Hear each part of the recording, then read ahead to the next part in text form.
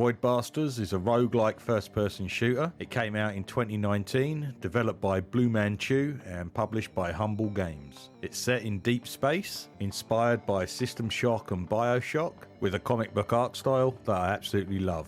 You are one of the prisoners on the Void Ark, making your way through the derelict wrecks of the Sargasso Nebula in a bid for freedom. You pick your way through the map of the nebula, each node being either a spacecraft that you can dock at or some other feature such as fuel, materials, or some threat. Each jump you make costs some of your very limited supply of fuel and food, so that eventually you will be forced to dock at one of the derelict spaceships to scavenge for resupplies. You can get a bit of information about the ship regarding the enemies on board and the materials you're likely to find, so you can make a bit of a plan. In classic roguelike style, there's a risk-reward dynamic going on as to how long you stay on the ship, exposing yourself to more potential threats, and how much loot you want to try and get off with. The name of the game is Don't Be Greedy. If you make it off the ship, you get to keep the loot and supplies that you gathered and move on to the next node, but if you die, the game restarts, re-rolling a new prisoner for you to take control of for your next run.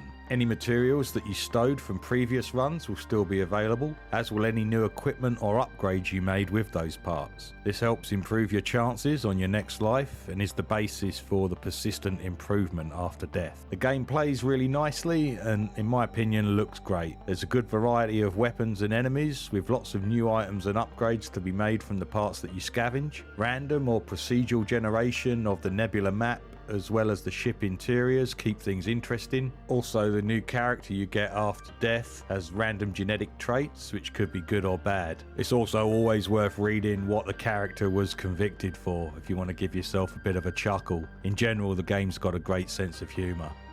There is an overarching narrative which the game directs you, goals of collecting specific parts for story critical items, but you'll also need to have more short-term goals in mind in order to continue your journey, fuel and food being the most immediate and important. There's definitely some tactics and planning involved, both making your way through the map and how you embark on a ship run after docking. You get to know what enemy types are dangerous, what weapons work best, and what to simply just avoid. Sometimes you'll have to pick through the whole ship for a specific part, and sometimes you'll want a quick fuel or food grab and get out.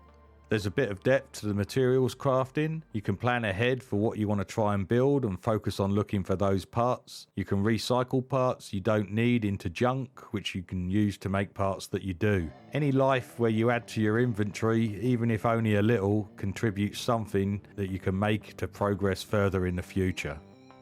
Void Basterds has all the classic roguelite elements of permadeath, procedural generation, persistent improvements between lives, wrapped up in a really nice looking FPS with a great sense of humour. It's easily one of the most playable and accessible roguelikes I've tried. I had a great live stream of it and I enjoyed playing it for the rest of the week. Its full price is $24.99, but it's regularly discounted on both Steam and Humble. Keep it wishlisted and pick it up when it's on sale. So that's been my final report on Void Basterds. Have you played it? How far did you get? Let me know in the comments. Like and subscribe, and join me again on Mondays for the live stream and Sundays for the upload as my 2022 game diary continues. I've been Man vs Pixels. Thanks for watching.